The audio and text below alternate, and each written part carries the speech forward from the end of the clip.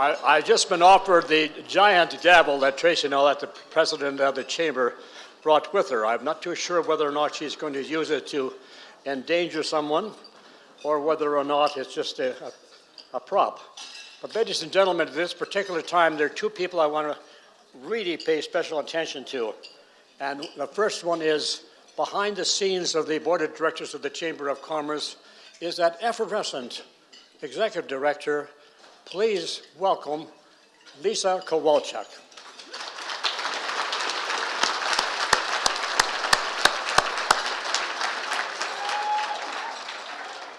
And then I'd also like to thank John from the Kiwanis Club, who so bravely gets out here the night before working with the lodge to set this up. So let's say thank you to him.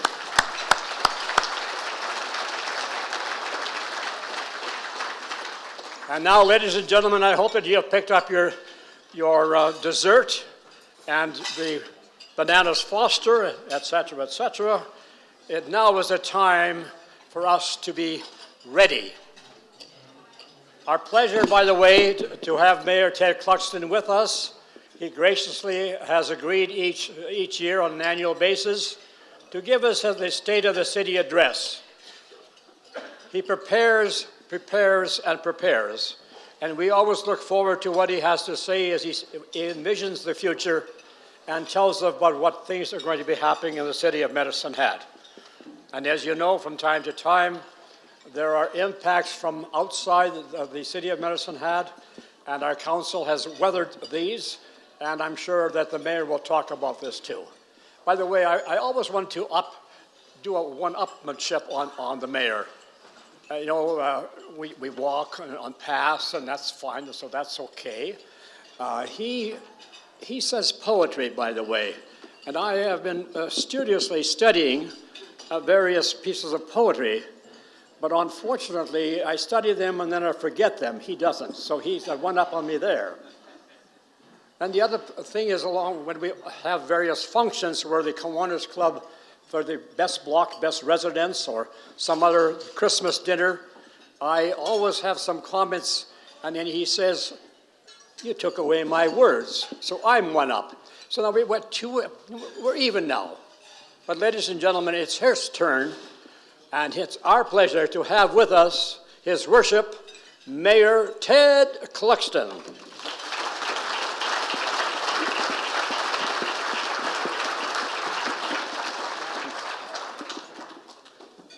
Well, thank you, Dr. Sauer, always entertaining and eating into my time. But I'll try to get through. I tried to shorten it this year, but it looks like I got longer than ever. I was greeting everybody at the doors that came in, and it's a very, very humbling experience to see this room fill up every year after year, and I take that as humbly and as an honor that you show up. Most of you, I recognize just about everybody in this room. There are a few new faces, but time and time again, you come out to listen to the state of the city, and it's because you're concerned citizens, you want to be informed citizens, frankly, you're good citizens, because there are a lot that aren't. But hey, just go to my Facebook page and you can find them. This, as the Medicine Hat News pointed out, this is my 7th State of the City speech, and I cannot believe that. My youngest son is here for his first time. And this is perhaps my second last State of the City, and so I just want to thank everybody for being here. This photo, a lot of you commented on it on the way in, and I was thinking maybe I should do a beard, no beard poll, but we'll see. This photo was actually taken by the New York Times, and I'm not trying to talk about that's a good photo or a bad photo or not, but it was taken by the New York Times in the iconic Cypress Club here in Medicine Hat. And they flew, actually, a photographer from New York to take this photo, and because they were doing a series of articles on Medicine Hat. The New York Times did 2 basically full-page stories on the city of Medicine Hat. And I know you're all supporters and champions of Medicine Hat, but sometimes it just takes some outside eyes. I'm going to talk about this a little bit today, about outside eyes, to truly realize how blessed we are here in Medicine Hat. And as I was joking about earlier, I battle these naysayers and pessimists just about every day, but who don't bother to get informed like you are. But when it comes to national and international media, Medicine Hat is by far punching way out of our weight class. We've had, even in the last year or 2 years, National Post articles, Globe and Mail, Washington Post, CBC, New York Times. They're taking an interest in the city of Medicine Hat, a city of 63,000 people all across North America, even the world. And you're not seeing that happen, and I know nothing against Lethbridge, but you're not seeing Lethbridge in the New York Times, and it's because of all the interesting things that are going on here, from natural gas to cryptocurrency to Hut 8 to some homeless stuff. And so you may have noticed that even in the front page of the Medicine Hat News last week that our hometown boy, Mark Sakamoto, has now got a new series on CBC, and the very, very first episode will be about Medicine Hat, and which is great. And Mark is an absolute wonderful ambassador for this city, and which is and the Medicine Hat News didn't point this out, but I'm actually one of the featured people in the story. So, but they couldn't have done that, and they wouldn't be able to put it on the front page because I don't want. Anyway, I'm going to try to keep positive today and talk about optimism and perhaps some difficult times. But we're here 1 week after Blue January, so here we go. This is your city council. I always want to I talk about them because I don't like this to be the mayor say of the city, because it's the city council that I work with. It's not me, and I depend on these people. We are just about halfway through our mandate, actually. Well, sorry, we are over halfway through our mandate. And barring another federal election, the next level of government to go to the polls will be the municipality in October 2021. And trust me, it will come very, very quickly. And I'm just thrilled and impressed daily by this group. We have a council code of conduct, and I can assure you that there are no SNC Lavalin affairs going on in the Medicine Hat. Every decision is eventually done in open council. And one of the council code of conducts is actually to keep an open mind. And this may seem very, very obvious to you. Of course, if you're in government or any level of government, you should have an open mind when you go into debate. But it's actually exceedingly rare. And I even was just this last Monday, we had a meeting at council, and I witnessed this open mind concept coming to council to trying to make the best decision on behalf of you. And where council members actually listened actively to each other, and even some of them changed their minds, and we were able to work together and move forward with a recreation strategy that you're going to hear about. And that's the kind of dialogue and cooperation you want to see. But this doesn't make the media very happy. They want to see us fractured. They want to see fireworks at council. They want to see more discourse and more animosity. So you can. But I truly believe we are here to make the best decisions on your behalf, and that the less media we get is often the better. And this actually means that we're getting things done, believe it or not. And we're not making. And we're not. You see the paralysis of decision making that's going on in some other, especially Calgary, what's going on right now. This is my senior staff, and we've had another round of major changes. Bob Nicolay is here, and he's my fourth CAO. I'm just hanging around, and I keep going through them.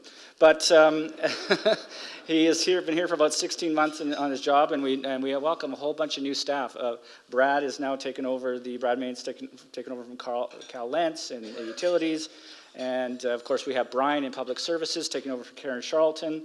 And we also have, of course, Dennis taking over for Brian in corporate services. And then, but the one stoic Stan, he's still here, and we haven't got rid of him yet. So, anyway, I actually speak to just about every grade 6 class in the city at some point, and Drew probably does a lot of it as well, every year. And this is actually one of my favorite roles as the mayor. And it's very interesting if you have a 12-year-old, what they're like. They have a basic knowledge of government. They want to know about Trudeau and Donald Trump. They always ask me about that. But they ask spirited questions, and they have absolutely no filter. And so they will, and they're still brave enough. Once they turn around 14-ish, they just navel gaze, and they won't ask me a single question. And they ask me questions like, how much money do you make? Do you have a limousine? We thought you'd be fatter, those kinds of things. Why don't we have a Toys R Us? But I'm telling you this because I actually, the students, last week I was in a classroom and I was actually just talking about it just a few minutes ago. And they asked me, they really like the leisure center. And so they asked me, did you build the leisure center? And I said, no, but I took credit for it. And the kids seemed puzzled, and I said to them, you know, my job and City Council's job is to allocate your parents' scarce resources, which are their tax dollars, and we're taking their money that could be used to take you to Disneyland or somewhere else. The council has a vision of what needs to be built.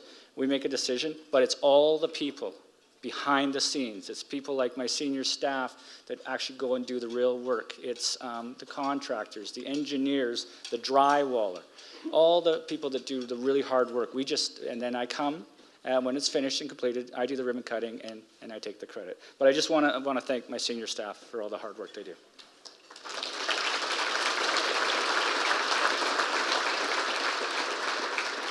So 2019, the year that was, it's amazing. It's actually amazing what happened in a year. You know, whatever was your biggest fear last year, you may have even forgotten what it was today, and it's probably been replaced by a new fear. So my biggest fear, even a year ago, was we were dealing, at this exact time, I was dealing with the supervised consumption site, and it was the #1 email that I was receiving, and Facebook messages I was receiving at this time last year. I had a friend of 40 years email me and Facebook me some horrible, nasty things that said, don't ever talk to me again, don't acknowledge me as a human being in public, we're friends off, you have disgusted me. And I hadn't done anything other than be witness to the provincial government dropping a supervised consumption site into our city. This site evoked exaggerated emotional responses on both sides, whether you're for or against. And I had another, I got harassed on Facebook on the other side because I actually just mentioned that, I said to her in passing, I said, I find drug dealers disgusting. But she misheard me, I'll give her credit, and she thought I said drug users are disgusting, and she took that personally. And my Facebook had thousands and thousands of hate messages on it over this site. And where you are on this issue, the problem was that the previous government forgot to recognize, in my opinion, property rights. Yes, you put one of these, but don't put it in my back door, in my backyard. And if you're going to put it in my backyard, you need to compensate me for the decrease in my property values, my business loss, those kind of things. And that's where they dropped the ball. And I was here a year ago, and I said that if you are against this, wait for a change in government, perhaps. And I was correct. We had a change in government, and now this is not happening in Medicine Hat for the foreseeable future. Well, since I'm talking about drugs, this is actually still a great news story. I know that there's been a lot of rumors going around town, but I think everybody is aware that Aurora has slowed down construction and are only set to open approximately 6 out of 36 of their growing bays. But we have been assured that once this industry finds its footing, finds new markets, finds legalization elsewhere in the world, in the United States, that they will hopefully get up to full production. So I drove up there yesterday, actually, just to drive around. There are still contractors working. The building isn't closed. And this is still something we need to celebrate here in Medicine Hat. The fact that Aurora Cannabis could have gone anywhere in Canada, anywhere, and they recorded, and they chose Medicine Hat, Alberta. And you see this enormous building. And no matter what anybody might say, it's a valuable asset. It has value. It's a technologically advanced. It's called Controlled Agricultural Environment, or greenhouse, and it's one of the most advanced on the planet. So it will, in my belief, have a future at some point in the city, because it's basically completed. This year we introduced a tourism trolley, and I just think this is a great addition to the city. I mean, it's not a big deal, but it's just great that what we've been able to accomplish, Tourism Medicine Hat and their partners. And the uses for this, I think, are limitless. And if you get a chance, I hope that some of you maybe get a chance to go around on perhaps a brewery tour or whatever else they have going on. And I was just going Jace is here. Maybe one day, Jace, you'll let me drive it.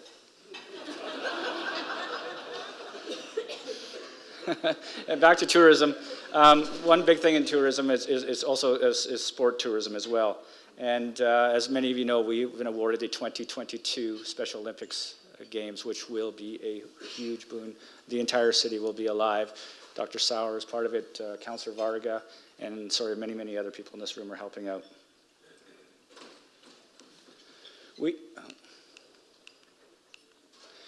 Brood, business retention, expansion, workplace development.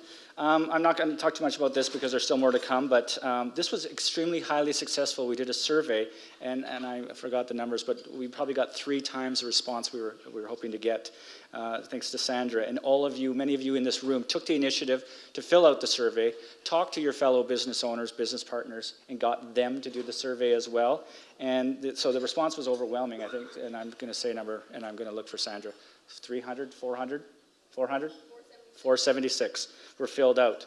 And that just shows, because I mean, everybody gets surveyed about, you go to stay in a hotel, you're asked to fill out a survey about how your experience was, and they're just inundated. But everybody filled one out, and so there will be more, there will be a final report coming, and there'll be some action items in that. But look forward to that. In 2019, we saw substantial completion of what I would call a 3 or 4 year commercial construction boom. There are outsiders, and some of them are here in this room, outside of Medicine Hat, who are bullish on Medicine Hat. And now, in the last year, we've seen the Service Credit Union open, the Save on Foods here today, the mall expansion, Brown Social House, F45, the new Nissan dealership is almost complete, and 2 new hotels are opening. We're doing the ribbon cutting this Saturday at the town, Marriott Place, and the new construction going on by the TP, where it will be commercial and a restaurant and maybe even a gym. And also, of course, a fat burger. I've always wanted a fat burger, and we've got one now. And I don't know if you've noticed, we're getting a Denny's as well fairly soon. So, Kinetic, they're here today. You've often heard me, I like to talk, and I've talked about Methanex and Canadian Fur and CanCarb and retail construction and Aurora and Hut 8, and I have actually been remiss in mentioning Kinetic. They win every award at the Business Awards every year for the last 10 years, but I was always a little nervous because what they're doing out there is top secret, some of it. So I didn't want to say something I wasn't supposed to say, but what's going on out there is just amazing. I actually just recently toured their facility, and so did my senior staff. And if you ever get a chance, if Corey will let you through, I urge you to take a tour and see what's going on out there. It's absolutely phenomenal. And they're winning $1 million, $100 million contracts to build these types of things here in Medicine Hat. And great jobs, high-tech, skill, engineering. And it's just, I think Corey Dale said it to me best when she said, what they do is they play the bad guy, so basically the good guys can win. And they mimic the bad guy, and you're seeing it right now. What's going on with Iran? People launch missiles. You need to be able to shoot those missiles down, be they land, sea, air, water, whatever. And I promised them that I would say something about them finally. And also, the military, of course, I was sitting with them, and one of them nearly knocked the table over and blamed it on me. But it is the 80th anniversary of DRDC, which is one of the reasons why Kinetic is here, and the 50th anniversary of CFB Suffield this coming year. So hopefully there'll be some 2021. So hopefully there'll be some celebrations coming up. So look forward to that. This, gas well done. This was obviously the Medicine Hat News local news story of the year, and I actually agree with the Medicine Hat News. I have been critical in the past when I didn't think that they chose the news story of the year, but they are correct this year. When a city called the Gas City decides to abandon and reclaim approximately 2,000 wells in a business that has provided absolutely everything we have had for over 100 years, yes, that is news. And please trust me, this wasn't an easy decision for City Council and for the operations and the senior administration. But you've elected us to make some choices, and tough choices, and not to put our heads in the sand, but to make the best choice based upon the information we have at hand at the time. And so this was tough, but we've done it. We'll probably maybe still be in the gas business because we might have 500 wells still, but this is a very evolving right now. But we're not. The city's not immune to the pressures of a stranded commodity. And just let me assure you, please let me assure you that I have, Brad Mains here, is if you ever get a chance to have a coffee with this guy and talk to him about oil and gas industry, he will blow you away with his knowledge. And so we are working and trying to do our best and figure out a future for this industry. And then I would be remiss if I didn't mention, though, and I talking to Methanex even yesterday, but there is a silver lining in cheap natural gas, especially for the city. You probably read about the city, we make electricity from natural gas, and right now things are pretty good. And because it's our major input cost. And so, I try to celebrate that anybody who takes natural gas, value adds it, this is a good time to be in Medicine Hat.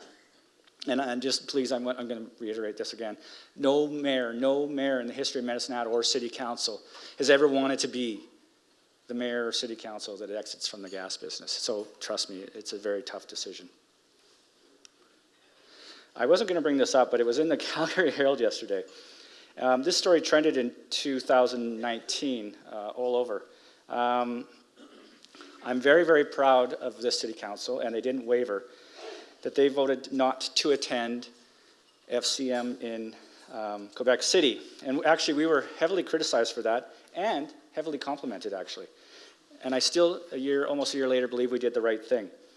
Our critics suggested that we needed to go to Quebec City to tell the Alberta story, to advocate for our industries, and you can't be effective in advocating if you aren't willing to participate. You can't take your ball and go home. On the other side, our supporters recognized that it's expensive to send council to Quebec City, and for what some people would call a taxpayer-funded vacation. And so the dilemma we had was how can City Council ask you, the citizens, to send us with your hard money to Quebec and spend money in their hotels and restaurants when they won't support our industry. So we decided that we weren't going to go, and I think that was right. And it's a year later, I don't think Quebec, the politicians, I don't blame the people of Quebec, but the politicians of Quebec, I don't think their minds have changed whether we went to FCM or not. I go to Facebook all the time. The comments I received on Facebook, well, oh boy. My French is getting a little rusty, but boy, I did learn some new French swear words. But anyway, I'm showing this picture because this is the Calgary Herald yesterday talking about the councillors going to FCM in Calgary and spending money on alcohol, and it costs $30,000. The equivalent per capita would be $600,000 in Medicine Hat because they're 20 times our size, so 30 for them and their citizens are not very happy with them spending that kind of money. And let me assure you that no councillor, no alderman in the city of Medicine Hat, I think it's our code of conduct as well, it's like the policy, will spend your money on alcohol. We just don't. If we want to wine and dine some, we use our own. So what's coming up for 2020? So we've had that commercial construction boom that I've been talking about in the retail, but it has been the exact opposite in the home construction. I think City Medicine Hat sold 20 or 30 lots last year. So here is to hoping that will change. So they're in the room here right now, in the middle table here, down from Calgary, and promoting they're doing this new subdivision. It's not a city subdivision, it's a private sector, and they're bullish on Medicine Hat, and they're from Calgary. And while we were hoping things would change in the housing sector, we had hoped that Aurora would start an increase in new home construction. That may have been a little bit too optimistic. But what I'm excited about is outside developers are showing interest in Medicine Hat as a place, they're bullish on Medicine Hat, and they're willing to spend a substantial amount of money on a new subdivision in the city's southwest. And they're looking to partner, some of our local home builders are here, partner with our home builders to buy up some of these lots and build some beautiful homes in the city of Medicine Hat. And so they're actually going to try something new and exciting, and for the first time only here in Medicine Hat, and it's called a virtual parade of homes, and hopefully, I love the parade of homes. It's called a ribbon cutting, but it's actually a 2x4 cutting. And they're going to try to, if you are looking at buying a new home from Lacey Construction or Bravada or something, that perhaps you can walk through your new home, a spec home, or even yours, Belcourt, and see the house, see the fixtures, see the colors before you go down that road of making that investment, or saves the home builders from having to build a spec home that perhaps may sit and languish for years, and then that's a huge cost to them to pay the taxes and the utilities on it.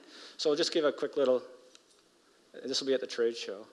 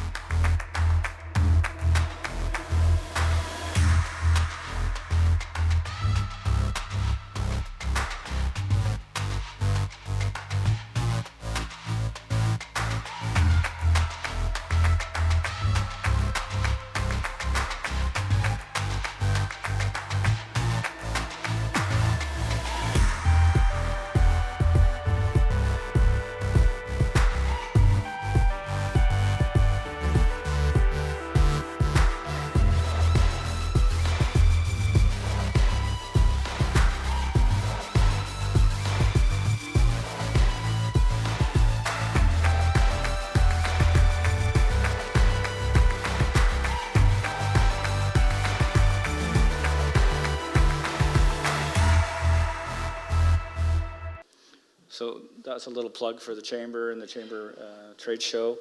And you can book online, you can book an appointment to do one of these. So I just think that's, when things get tough, people need to innovate, and that's an example of innovation. So thank you. But you know what? Have you ever noticed when people are doing VR when you're watching them? They look kind of creepy, kind of goofy. Anyway.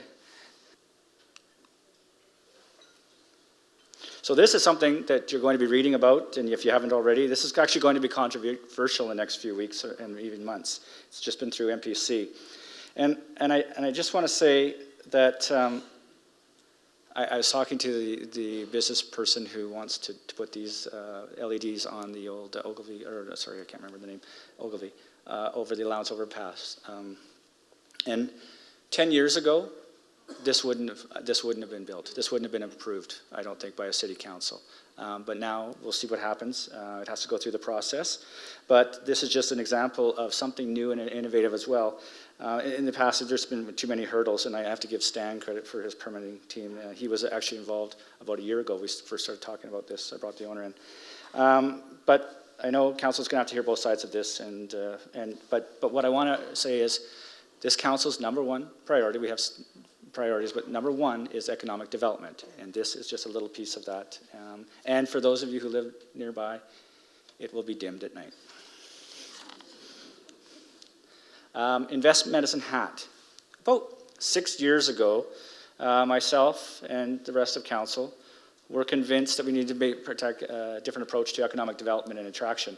And to say I was skeptical would be an understatement. I actually didn't want to throw any more taxpayer money at something I wasn't sure would work. And boy, was I wrong. We have been pleasantly surprised, and I think everyone here knows the outcome of the efforts of Invest Medicine Hat. But unfortunately, our municipal government we have strict procurement policies and processes, which actually put this organization at risk, because we have to tender everything.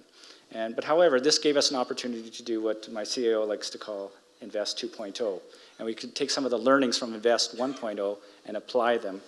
And so this is what it's going to look like. It's time to break down some of our silos even further and amalgamate all the city investment attraction activities under one roof. So they will be reporting directly to the CAO. And so now you see a marketing and communications manager, which is Colleen there, who actually helped me with this presentation, and her staff. Thank you, Colleen. And the business development, land development, and real estate. And they're going to be all together working under a managing director who will be announced, I can say, in the next few days, few weeks. So I can't say today, but you will find out fairly soon. And as I said before, economic development, economic attraction is this council's primary, number one goal. And council has made this a very important priority, and our CAO, he is very, very well aware of how important this is to City Council. So wait and see. City's bringing on some new land. The commercial land has been selling very, very well. Frankly, I actually think we're out. So we are bringing on the airport lands to develop commercial property by the airport. There'll be what we call non-airside and airside land. Airside meaning it will be restricted to uses that would be complementary to needing to be next to a runway. So a FedEx or something like that needs to be close to a runway, whereas a non-airside would be restaurants, maybe hotels, Tim Hortons, those kinds of things. But that's coming. Well, it's coming. Our partners are here. I saw Robin Kirby-White from the county as well, and of course Mayor Kilpatrick, and we're working on what we call an ICP or an IDP, Intermunicipal Development Plan, and an Intermunicipal Collaboration Framework. And we are very, very well away, and we've shown how well we can work with our partners in Redcliffe and the county to get this done. And the province has mandated that we have these ICFs done by April 2020. And this has been a ton of hard work. The meetings go on for hours and hours and trying to find common ground on shared resources, be it solid waste or recreation or whatever we're trying to do. That's the ICF. The IDP is about how to develop land in our area and around in contiguous areas around the city. And we're working hard on that, and because if you don't, frankly, the province will come in and tell you how to do it, and we want to be in charge of our own destiny around here.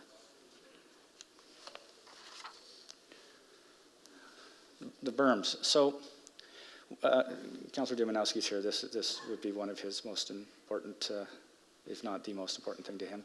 We started this in late 2013, and we'll be almost complete this year. I believe this is one of the greatest success stories of the can-do, maverick attitude, spirit of Medicine Hat, spirit of the City Council as well. While other municipalities are mired in incompetence and inability to make decisions and find consensus as to how to move forward, we just did it, and we're almost done. And I'm often asked, and I was talking to the CAO about this yesterday, I'm often asked, well, when you're done in politics, what will your legacy be? And I don't like that question, frankly, because I reply, you probably shouldn't be getting into politics as well as all you care about is legacy projects.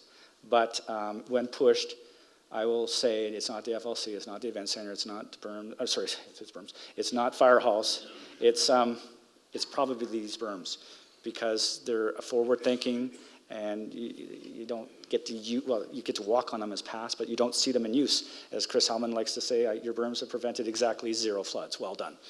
But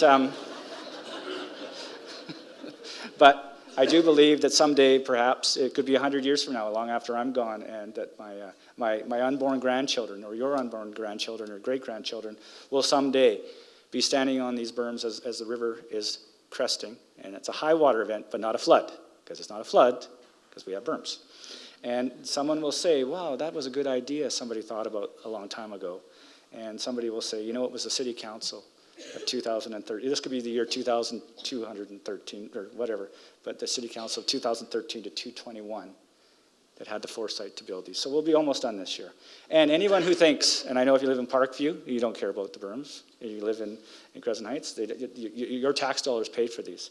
But if anybody who thinks these are a waste of money hasn't walked through the devastation with an afflicted homeowner.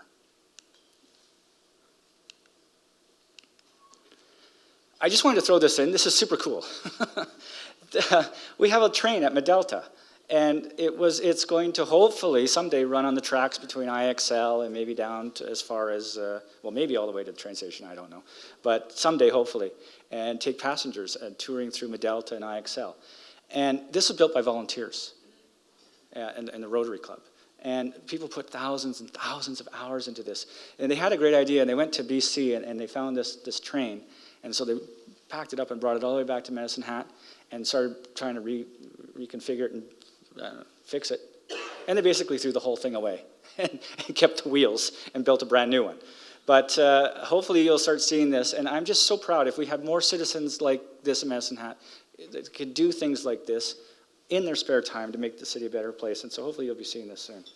Well, so thank you to whoever was involved in that. And I know many who were. Medicine Hat Advantage.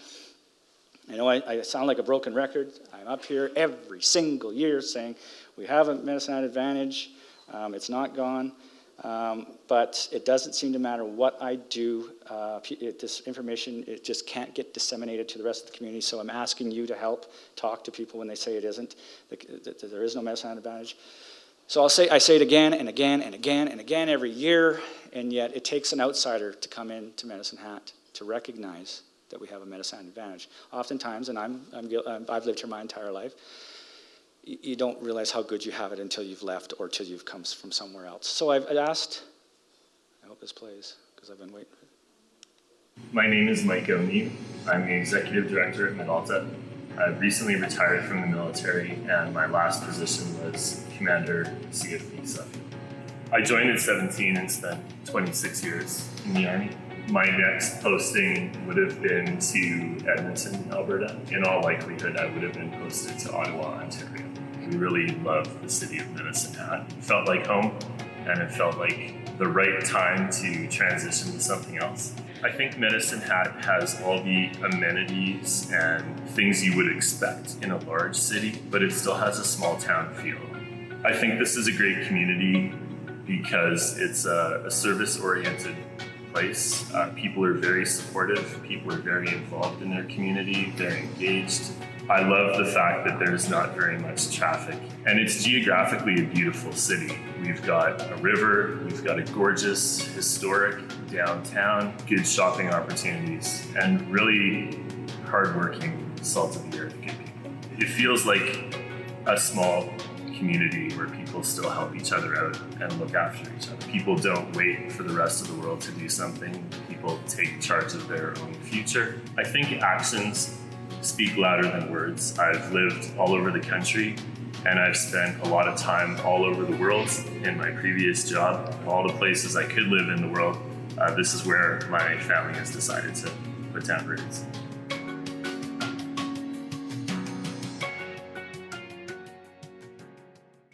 We didn't script that. Those were his own words, and I asked him to do this, and I can't thank him enough because he was actually quite hesitant, but he did it, and I think he hit the nail on the head. And just to recap what he just said, he could have gone anywhere. He could have lived anywhere. He has lived everywhere in this country and around, but he actually even left his career and a promotion and decided to stay here, and he didn't have a job at the time. He took the risk on Medicine Hat. He did get a job fairly quickly, though. So thanks, Mike. I'm just going to go through these. Obviously, the Medicine Hat Advantage, property tax and utilities are still the lowest in the province, no matter what anybody says, whatever they complain about their bill, they are still the lowest in the province. If we just raised our property taxes and the utilities to the level of Lethbridge, which would be a sister city in the same geographical area under the same conditions as we are, $600 extra a year would solve all of our budget gap. All of it. All 24. That's all we have to do is just match Lethbridge, but we're not. But that's all we have to do. But I can't get that word across. Of course, we have an extra $11 million in your pocket, plus a $5 million in dividends that is in the citizens of Medicine Hat's pocket at the end of the year that wouldn't be in any of these other cities, and even less in some of these other cities, just by living in Medicine Hat. That's a lot of, $16 million. And as well, the monthly utility bill in Medicine Hat, Lethbridge, Calgary. I mean, maybe that's $18 between us and Lethbridge, but $18, $180, $200 a year. It's a little bit extra. So the advantage is still alive and well. Financially fit, we are still committed to financially fit. It is actually a 10-year plan to wean us off of the variable commodity income in the city of Medicine Hat, gas, electricity, those types of things.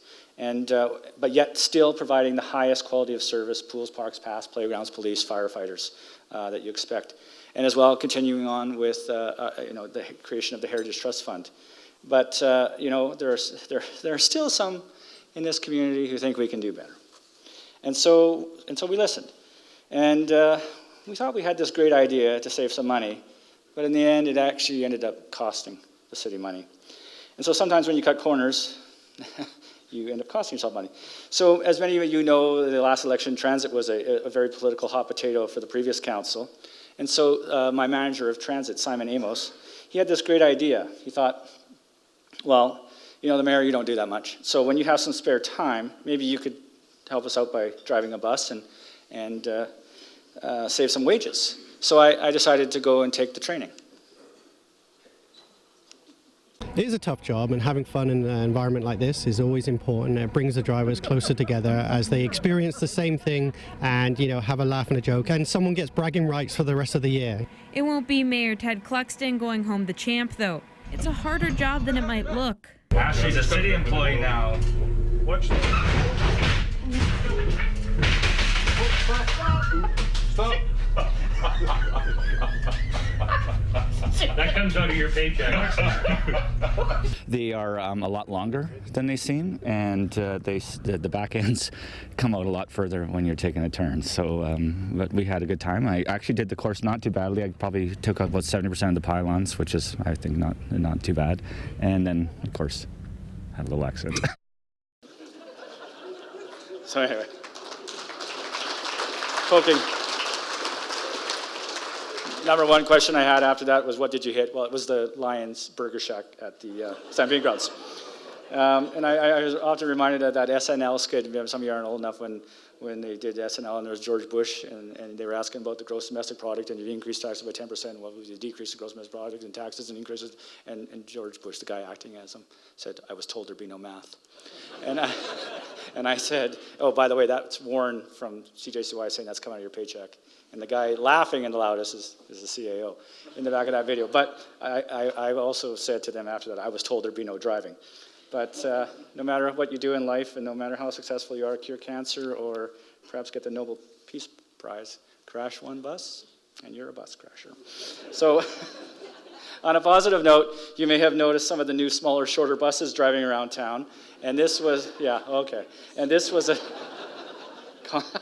yeah, no, that was actually decided before I crashed. But a common suggestion and criticism, ever since I've been around, was why do you have such long, why can't you buy shorter, cheaper buses? And so we actually have finally, you'll see there are about 9 or 10 or 11 of them driving around already. But the irony is they'll still be empty. Oh.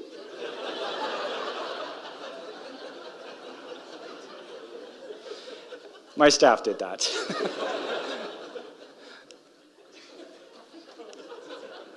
Chief McGrogan is here today. I don't think he's caught wind that I'm going to talk about him. Probably going to be mad at me. He's retiring this year. And this is actually a very, very important year for the Police Commission. Some of the members are here. And for the police service, as the selection process for a new chief is underway and will define the future of the Medicine Hat Police Force. Chief McGrogan is presently, and I think I'm right on this, Chief, correct me, is the longest serving chief in the province of Alberta right now. And he is the chief's chief. The chief that other chiefs go to when they have a question, and I've actually been on a phone call when that's happened, or when they have a problem, or when they need advice. And he is respected here both in Alberta and across the country. And his accomplishments are actually far too numerous to mention here, from K-9 and all the things he did in his career. But one I always like to talk about when over a beer with him is when he helped solve the case of my neighbor being murdered and buried in the backyard.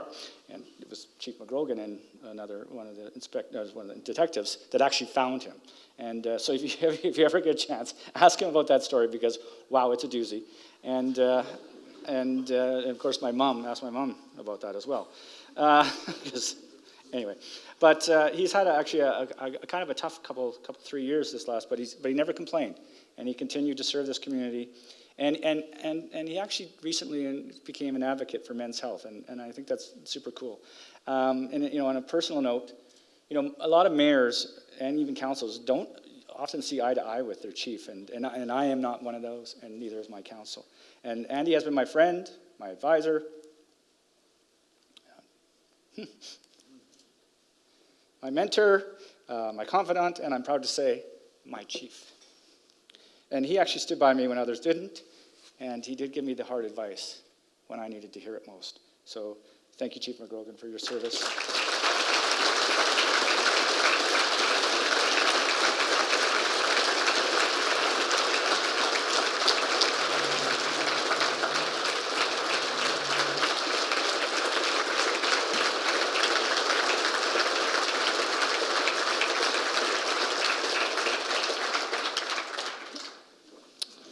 So I'm almost done.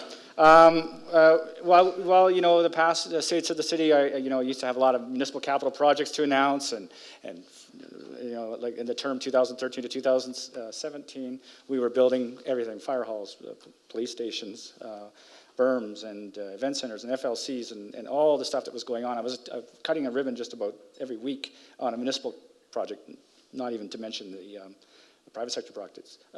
But I believe you, the citizens, elected an austerity council in 2017, and that's what you got. And that's what we intend to do, and to keep a steady hand on the wheel for the remainder of this term. So while things aren't as flashy, perhaps as the last term, with all the capital construction, we actually do as a council believe this is what you expect of us, is to find efficiencies, control municipal spending, and do everything we can to encourage private sector investment. So for the rest of this term, that's what we intend to do, and we will continue to do that. So thank you.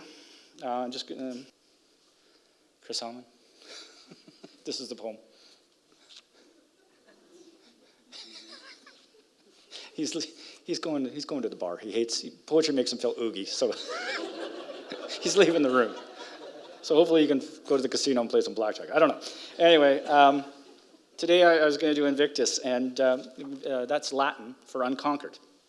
It was written by William Ernst Henley at the age of 24, actually while he was in his hospital bed recovering, after having his leg amputated below the knee from tuberculosis of the bone. I know people think tuberculosis is in your lungs, but it actually was in your bone as well, and was actually supposed to have both legs amputated.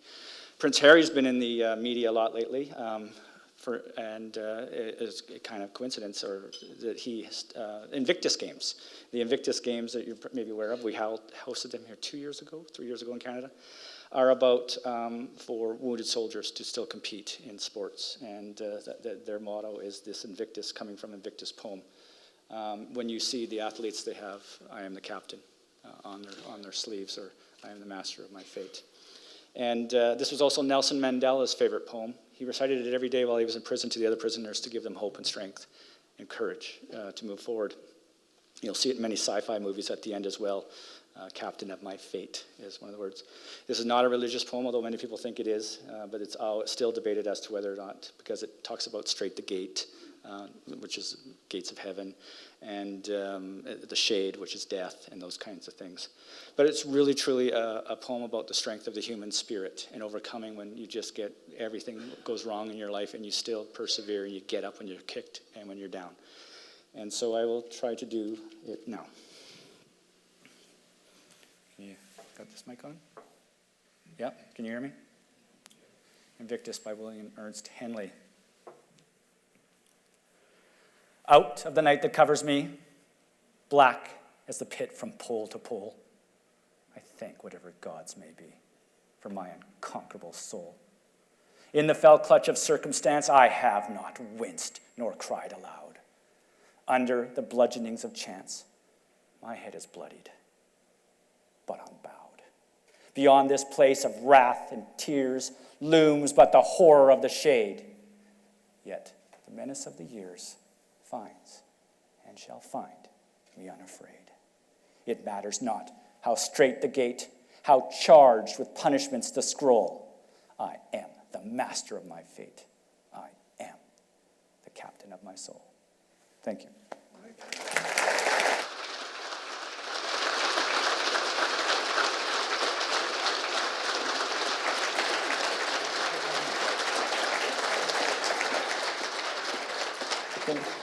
Can you tell Hellman it's okay to come back?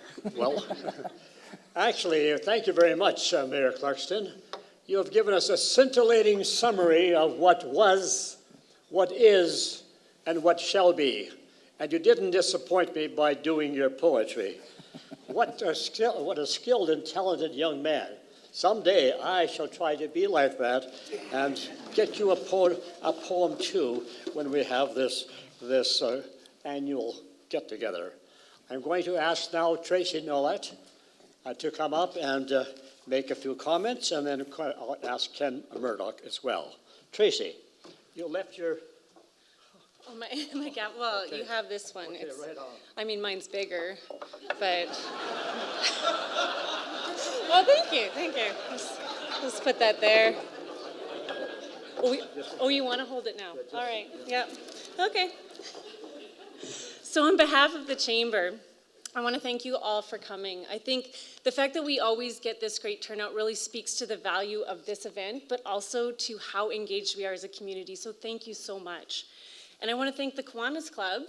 They let us be part of this event with them, and they put a ton of hard work into this. So thank you to the Kiwanis Club.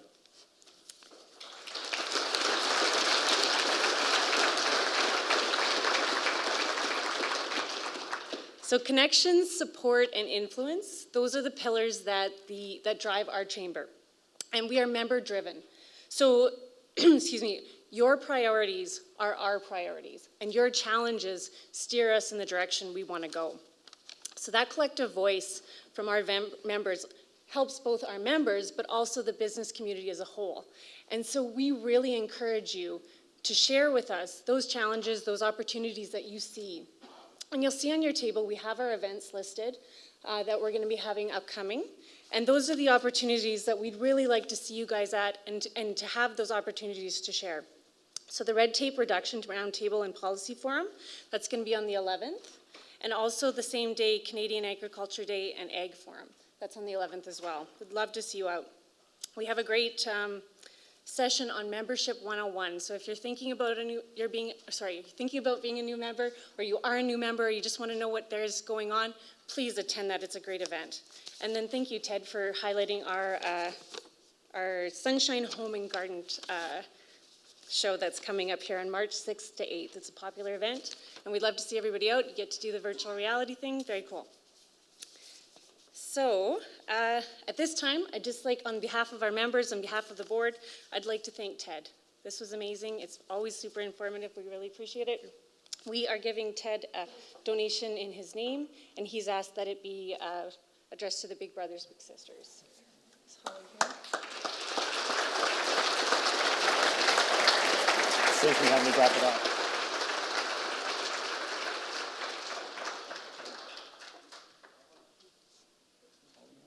Thank you, Tracy.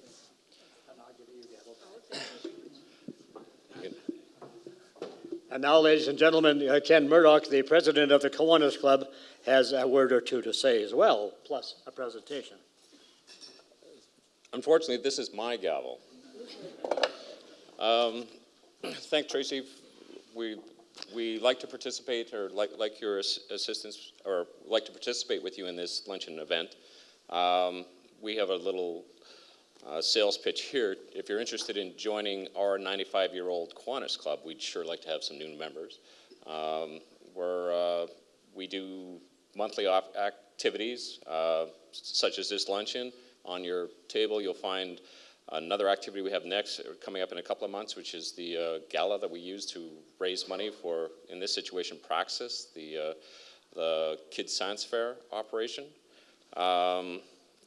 Again, we thank Ted for helping us out, or for doing this presentation for us, and he's asked us to give him a donation towards Big Brother and Big Sisters, so we'll do that.